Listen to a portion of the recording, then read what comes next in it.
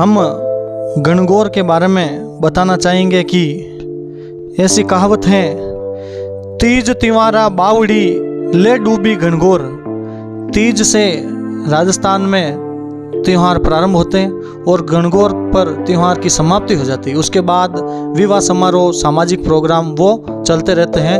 तो तीज आने पर वापस त्योहारों की शुरुआत होती है। हम बता रहे हैं कि गणगौर पर्व का इतिहास, जो कि खास तौर में राजस्थान में बड़ी ही धूमधाम से 16 दिन तक मनाया जाता है। चैत्र कृष्ण प्रतिस्पर्धा से चैत्र शुक्ल तृतीया अर्थात होली दहन के दूसरे दिन से चैत्र शुक्ल तृतीया तक हम सब जानेंगे गणगौर का इतिहास।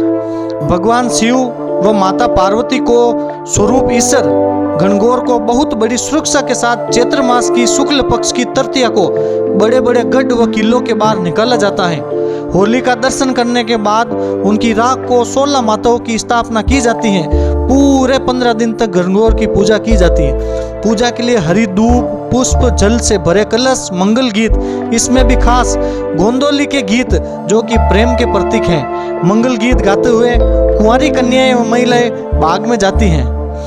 उस समय में एक दूसरे ठिकानों की गणगौर को ताकत के साथ, बल के साथ उठा लिया जाता है। इसे राजपूत अपनी शान समझते हैं। जयपुर में जोबनेर की सिंहपुरी का राम सिंह खंगारोत ने मेड़ता की गणगौर को लूट लाया था।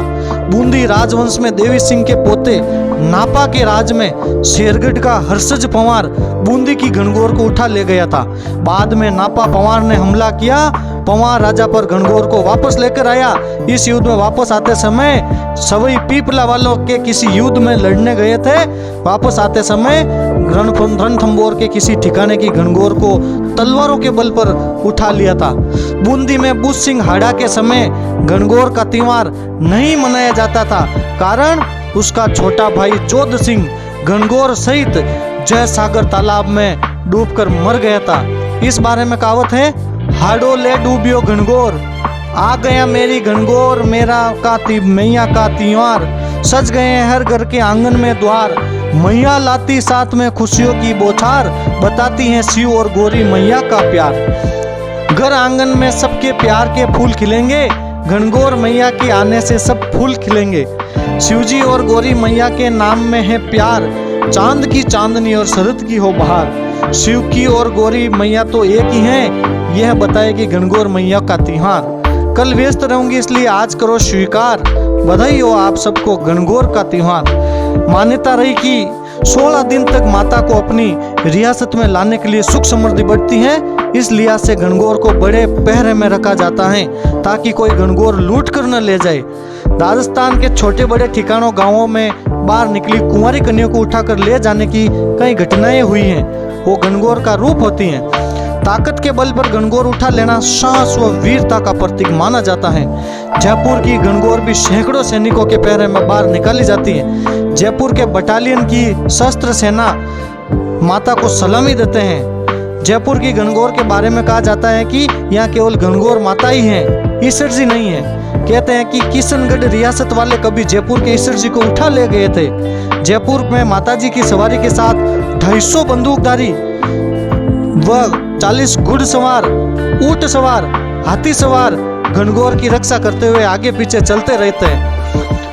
तोप छूटने के साथ ही कछुआ हॉर्स की घुड़दौड़ चौगान के मैदान से शुरू हो जाती, जिसे देखने के लिए पूरा जयपुर इकट्ठा हो जाता है। गांवों में भी सुरक्षा के लिहाज से ईश्वर गणगौर को बंदूक व तलवारों के पहरे में बांधकर बाहर निकाला जाता है। बात करते हैं खाचरियावास के गणगौर की। वो भी सज धज कर बाहर निकलती तो वो भी पहरे के साथ चलती है। गणगौर को जहां विराजमान किया जाता है वहां 24 घंटे बंदूकों का पहरा रहता है। जयपुर में केवल गणगौर को ही पूजे जाने के बारे में देव ऋषि कमलनाथ जी शास्त्री का कहना है कि सुख समृद्धि का वैभव, प्रखंड विद्वान, बरसाने वाली लक्ष्मी स्वरूपा गणगौर माता को पूजा के 16 दिन बाद ईश्वर जी के साथ क्यों भेज दे। ससुराल के लिए हम विधान नहीं कर सकते और खुद के घर में रखने का यह विधान नहीं हो सकता। 16 माताएं शिव बाणों के साथ पूरी।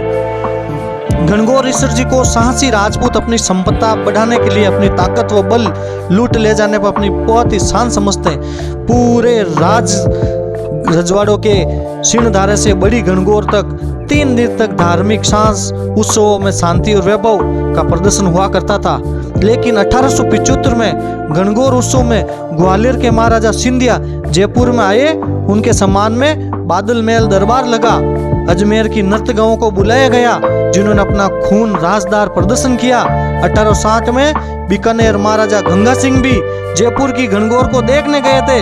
1941 की हितैषी पत्रिका में गणगौर के बारे में लिखा है, गोटे लगे कमीज टोपी पहने बच्चे सौंदर्य और षष्ठी के पर्व गणगौर का मेला देखकर फूले नहीं समा रहे हैं। खिलौने वालों के पास टोकरी में तोते, चिड़िया, बंदर, बिल्ली, तरह तरह के खिलौने थे। 25 मार्च 1947 को महाराजा सवाई सिंह ने चौगान स्टेडियम में मोती बूथ से गणगौर की सवारी देखी थी। राजमाता गायत्री देवी ने गणगौर के बारे में अपनी स्मृतियों में लिखा है कि दरबारी लाल पोशाक में होते हैं। बादल महल के शाही दरबार में संगीत नृत्य की महफिल सजती है। जय निवास बाग के फव्वारे चल पड़ते हैं। गणगौर पर 3 दिन तक का अवकाश रहता है।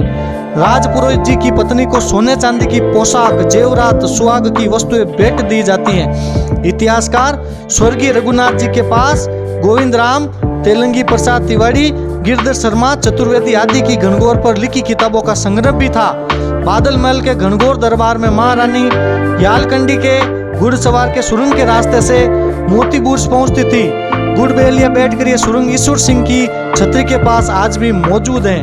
गणगौर को स्वर्ण जड़ी, गुल आमरी, केसरिया, कमुसल रंग की पोशाक पहनाई जाती है। यही है हमारे राजस्थान के एक खास पर्व गणगौर का इतिहास, जो कि प्रेम का बहुत ही बड़ा प्रतीक माना जाता है। कहते हैं कि ईश्वर माने पूजन दो गणगौर, ईश्वर माने पूजन दो गणगौर। आज के दिन शिवजी भगवान पार्वती जी ने जो आशीर्वाद दिया हो, पार्वती जी सगली लुगाई ने दियो। आज रे दिन माटी का ईश्वर गणगौर बना के उनकी पूजा कराई जाती है। ज़्यादा से ज़्यादा इस वीडियो को शेयर करें, सब्सक्राइब करें। जय हिंद, जय भारत।